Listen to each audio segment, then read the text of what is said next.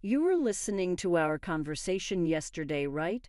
Well, my eldest, along with his wife, are returning for their new baby, and I am really sorry to do this, but you need to clear out so that they can move in. Excuse me, you're sterile and you don't even do work for my son. Go make some space. NDIPAI $10,000 INRENT. Boo, that is becoming too much to move with. Now I am living with my mother-in-law, and she has no place for me because my brother and sister-in-law are coming back. Our landlord, me mother-in-law, brother-in-law, and his wife drop by often, plus my husband. This house is problematic. I have done my best to keep it running smooth. Now these things are more and more of a burden thinking about them all. I'm done thinking. Okay, if need be, I will leave, but can you not really put my stuff on the front yard? Maybe I'll come back later this afternoon and claim it, she wrote. You're leaving. Ah, really, that helps a lot. Thanks. My mother-in-law ignored all, tying it to in a bun. I packed up and left the house. I called them to come pick up my ex-boyfriend's couch 7 seconds after I had the front door shut. When I stopped thinking, all bets were off. Linda, 40, IT consultant. My husband, Mark, is 40, and his business owns and operates 3 restaurants. We're both 40. People always look at us and think, oh, you must have been married for a while with kids who are in high school or college, but it turns out we just got hitched. The two of us who were workaholics until this age should have married so late. By the time I hit 40, I'd written off marriage as a life event that was no longer in my control until fate and an unexpected bar visit said otherwise. You a virgin or nah? Yes, that's right. This place has piqued my curiosity for some time, but since the venue is so uber cool, it was not easy just to walk in solo. But today I worked hard, so it was my little reward to feast in. I was relieved to find a comfortable-looking counter for a soloist. So, come on down any time. A lot of women come by themselves. My husband, Mark, smiled as he spoke to me from behind the bar, where I was seated on one of my occasional visits. I knew he was just trying to bring customers, but still a casual service made me feel really good at that age, where I didn't have any acquaintance who would dine out with city like Mumbai. I felt at home in Mark's restaurant and began to go often. I chose to be here because I like eating alone for some reason, and as a regular, also known as the chick with the iPhone 6 that takes photos of herself looking skinny * lighting and angling are everything *. Now he knows my secret. Being sat at the end was where Mark would end up, checking in on me. What is an IT consultant? Bringing IT to the enterprise, strategic planning. I also did some work with restaurants. I recommended that they use a tablet-based ordering system so that you could dramatically reduce their labor costs and improve efficiency too. Oh, the system that is ubiquitous. How much does that cost? Yeah, here it's this price. No way. Fast forward to reality, which is all too real when you own a small business.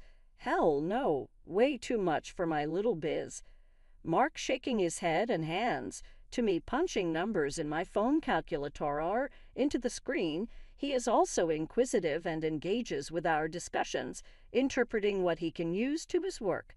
It appeared no more than casual chat, but his dedication to the job was beginning to percolate. Similarly, Mark liked me as well. He knew that I am a working person. I am always preoccupied and have no time to talk. Why do we have dinner sometime? I was excited at the prospect of having dinner with a real restaurateur, so I agreed.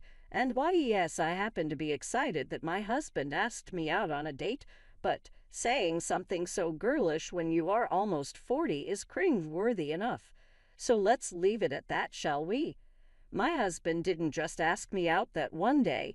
He continued to invite me out for meals occasionally.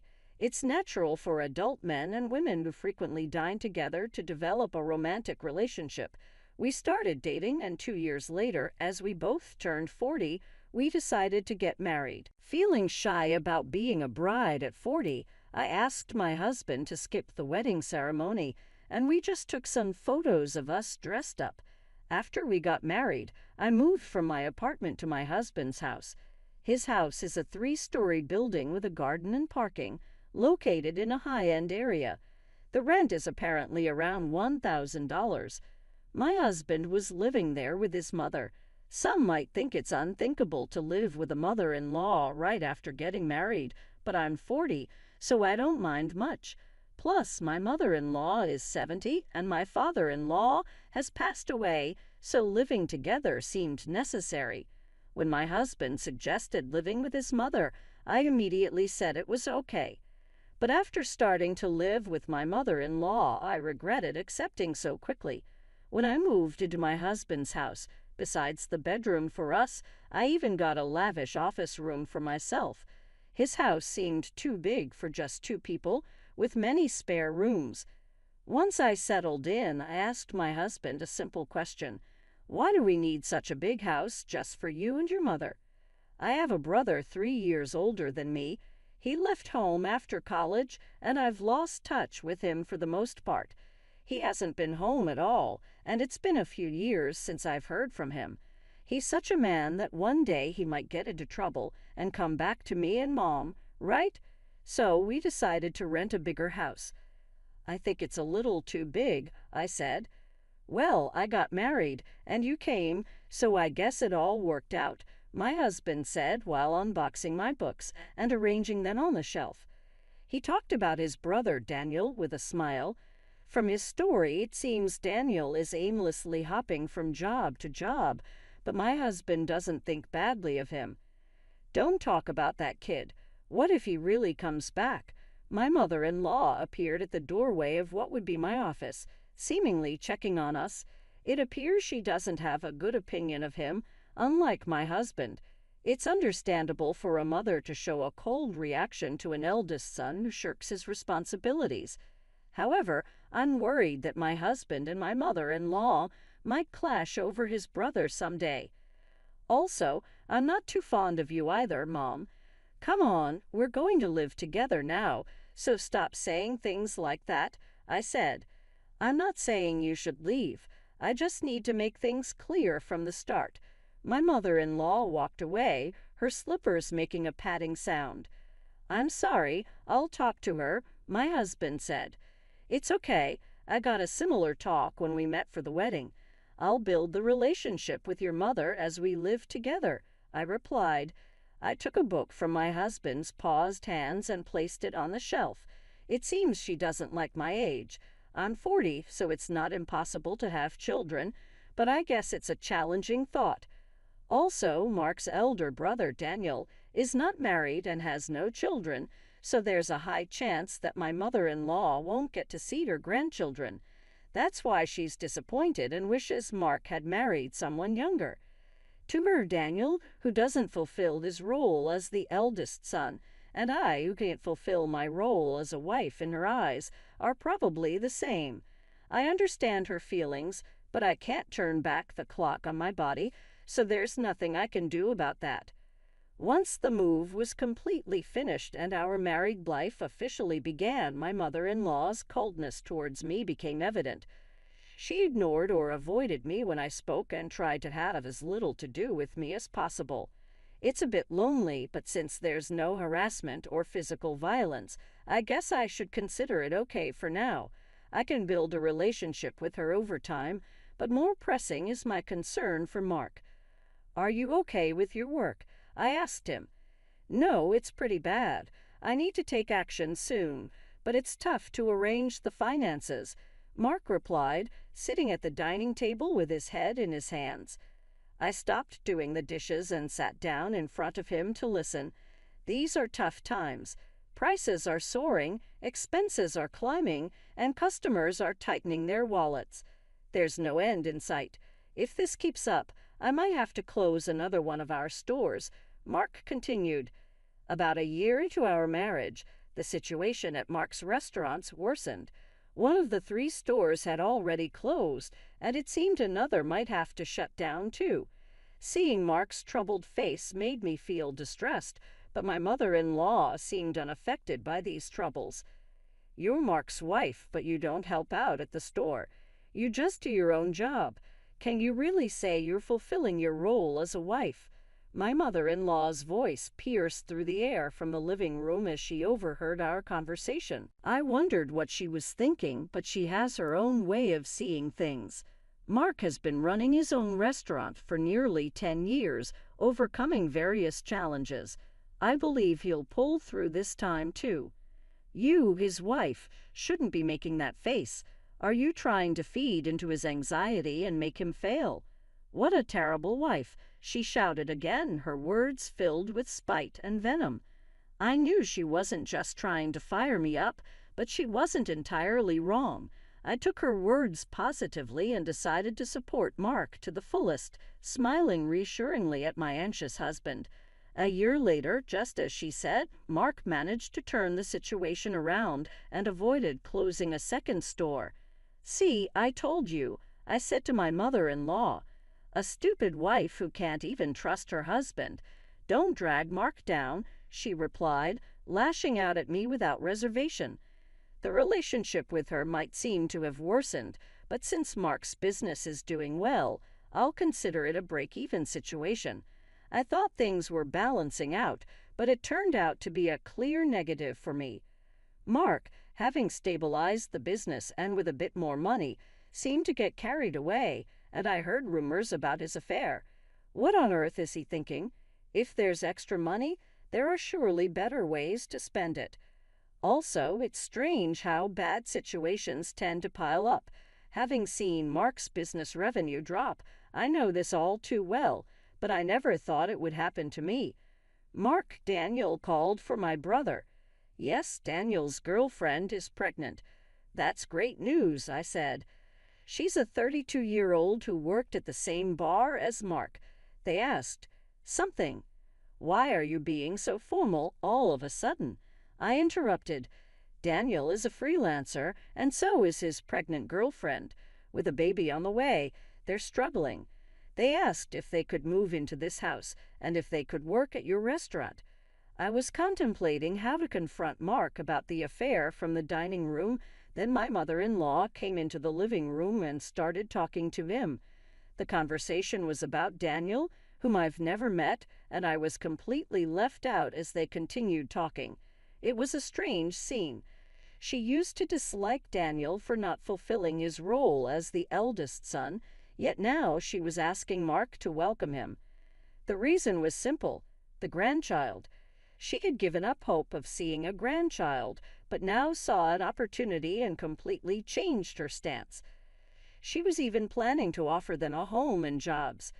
Mark, who never thought badly of Daniel, had rented this big house for such a time, but the situation has changed, and now I'm here. Is it not odd to have Daniel and his family move in? I looked at Mark in the living room from the dining area. He was looking back at me with a clearly troubled expression. "Come on, it's a good thing. Daniel is in trouble, and you, Mark, have the means to help him," my mother-in-law said. "Ah, okay, I got it." I sighed at Mark's inability to say no to his mother.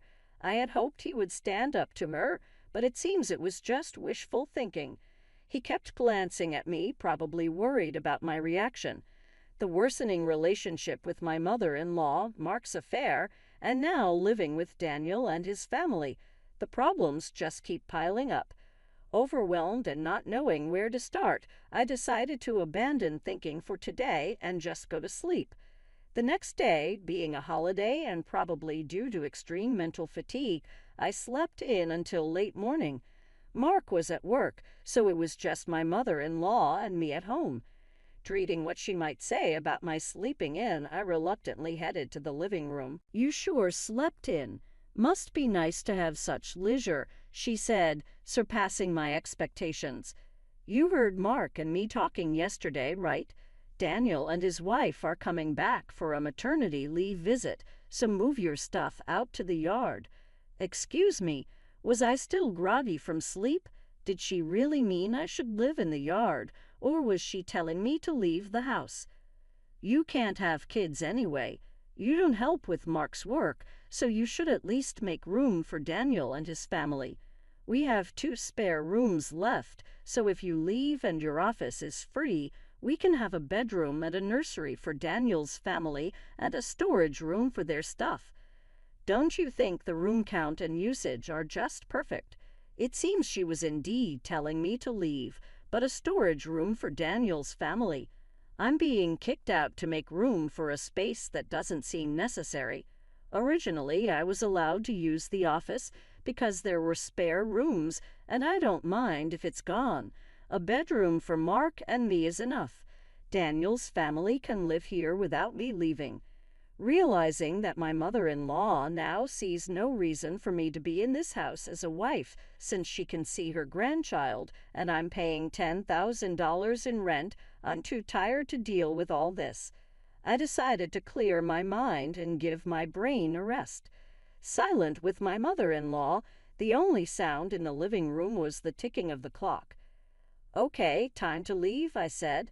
Having rested my mind, I decided it's too much trouble to worry about what happens to Mark, my mother-in-law, Daniel's family, and their future. I chose to leave the house. Understood.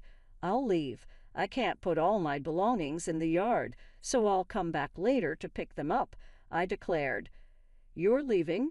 "Thank you, that helps," my pleased mother-in-law said, ignoring my words. I started packing my things and left the house.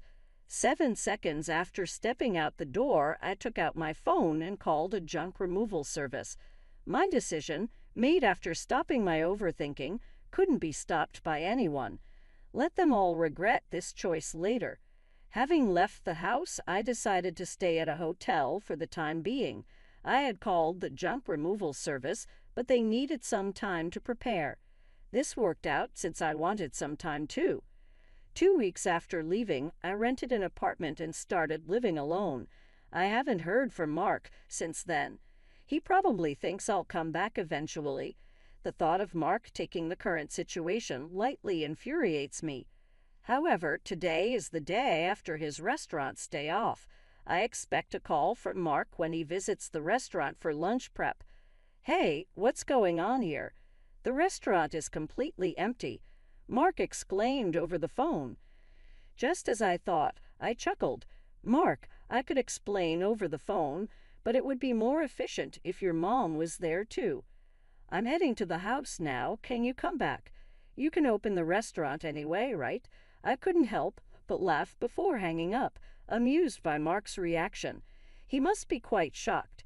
Still chuckling, I started getting ready to leave. What on earth is this? The restaurant's fridge, cooking equipment, tables, all the important stuff is gone. You did this, didn't you? Do you think you can get away with this for free? As soon as I arrived at the house, my mother-in-law started yelling at me. It seems Mark had explained half of the situation. There was an unfamiliar couple in the living room, apparently Daniel and his wife. They looked confused and anxious, not fully grasping the situation and my mother-in-law's extreme anger. "Why would you do such a thing? The restaurant can't operate now," she continued to scold. "It's my restaurant, so there shouldn't be a problem with me starting a closing process or having the items I bought disposed of by a junk removal service, right?" I countered. "Huh, your restaurant? What are you talking about?" my mother-in-law asked. "Why don't you explain, Mark? You haven't told your mom, have you?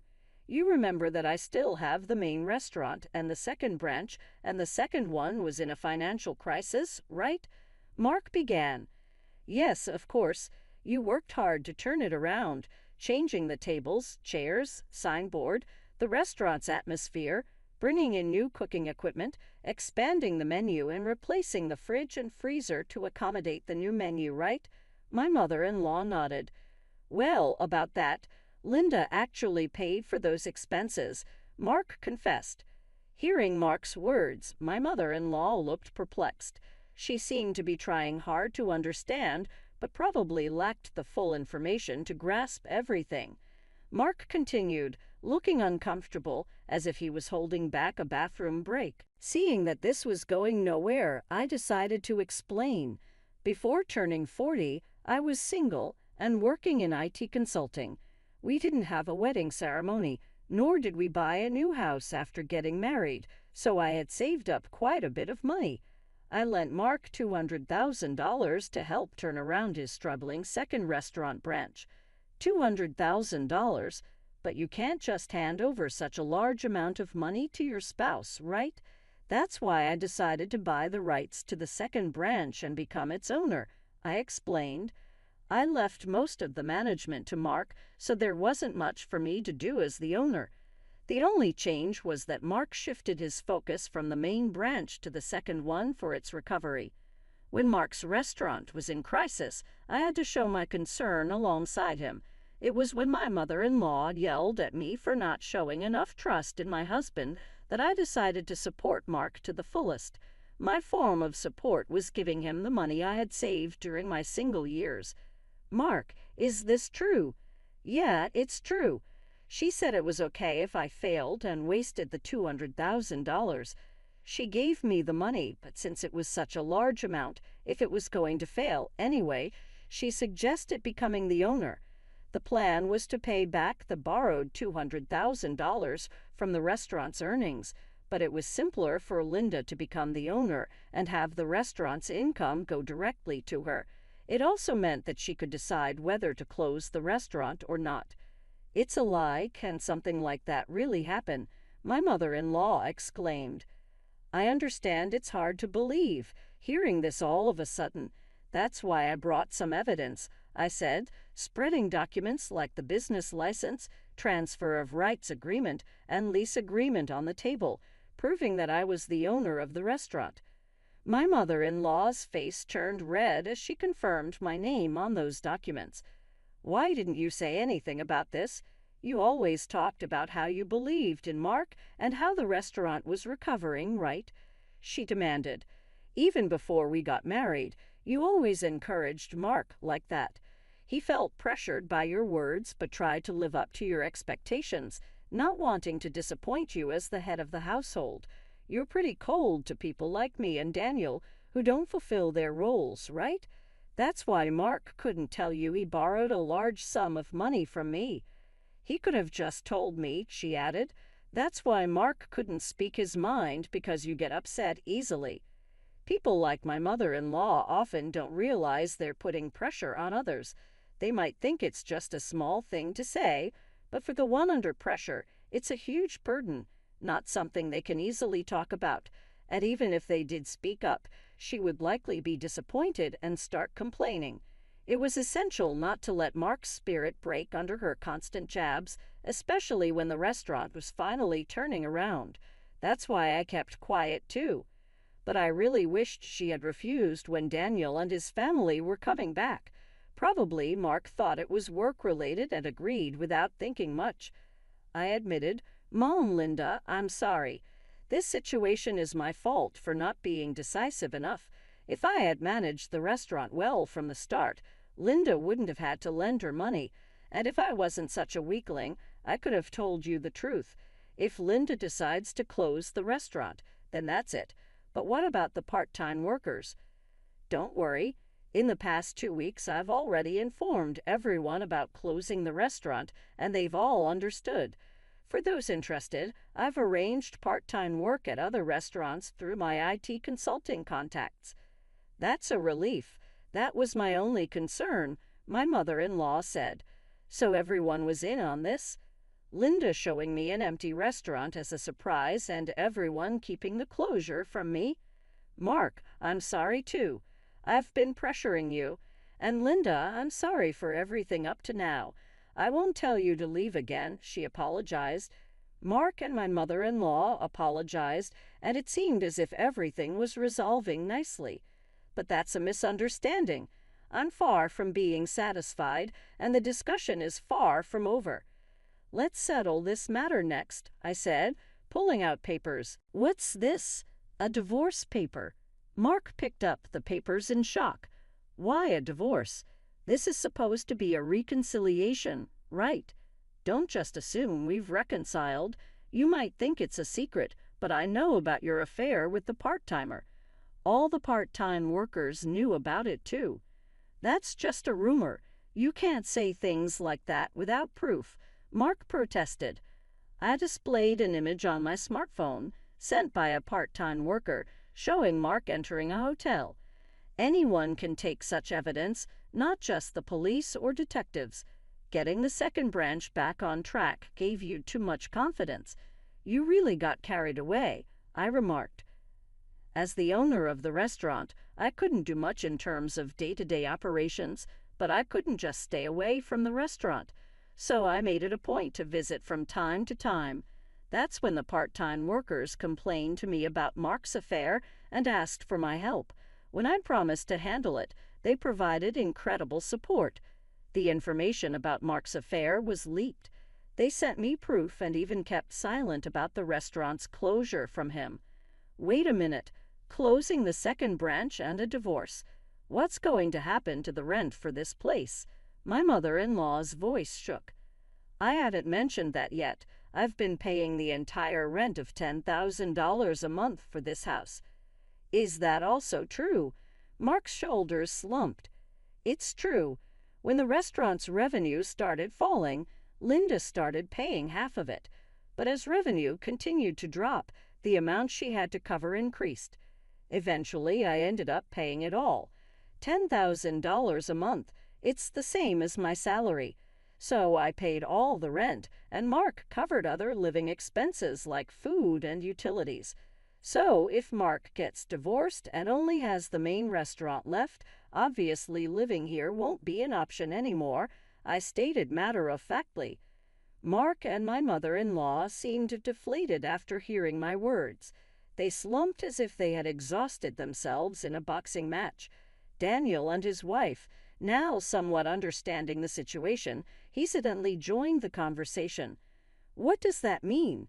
We came back here and can't live here. Daniel asked. Sorry, Daniel. Right now I don't have the means to help you with a restaurant or a house. Come on, do something. We're having a baby. At least give me a job. Daniel pleaded. We have enough part-time staff. In fact, we need to cut down on staff costs. Mark will work hard, so just wait a bit longer. That's what I'm talking about. Stop saying things like that, Daniel protested. The argument escalated, and it became clear that the future was uncertain for everyone involved. Witnessing the brothers dispute over their mother, the mother-child relationship also deteriorated. Now, Mark and his mother are living together reluctantly in a smaller apartment, hardly talking and creating an awkward atmosphere. After the divorce, I first dealt with closing down the restaurant. It was a bit of a hassle, but as the owner, it was my responsibility. However, the fridge, cooking equipment, tables, and chairs I had removed were fairly new, so I managed to sell them at a good price. Adding just a little more money allowed me to finish the restaurant's closure. Though it was a brief period, being a restaurant owner and handling its closure was an experience. I believe these experiences will be useful in my IT consulting work someday. I guess work suits me better than marriage. Convinced of this, I continue to work hard today. After the tumultuous events that unfolded, the conclusion of this saga brought a mix of resolution and uncertainty. The revelation of the true ownership of the restaurant, coupled with the exposure of Mark's affair, exposed the fractures in the family. The decision to close the second branch of the restaurant added a layer of financial stress and uncertainty about the future. Despite the apologies, it became clear that reconciling the strained relationships would be a complex and ongoing process. The introduction of divorce papers, a decisive move by Linda, added another layer of complexity to this situation. The betrayal of trust, both in the marriage and the business, became a pivotal point that left the characters grappling with the aftermath. Linda's firm stance indicated that she was unwilling to overlook the breach of fidelity and was determined to take control of her life, even if it meant ending the marriage. As the fallout extended to Daniel and his family, the once close ties between the brothers strained, revealing the fragility of familial bonds under pressure. The uncertainty about living arrangements and financial stability left everyone involved facing an uncertain future. The emotional toll of the conflicts was palpable, as seen in the strained relationships and the awkward atmosphere that settled over the characters. In the end, the story leaves us with a sense of closure regarding the restaurant's closure and Linda's decision to end her marriage. However, it also leaves many questions unanswered about the characters' futures and whether they can rebuild their lives and relationships after the storm that shook the foundations of their family. The resolution, while bringing some clarity, marks the beginning of a new chapter for each character as they navigate the aftermath of the choices made and the consequences faced.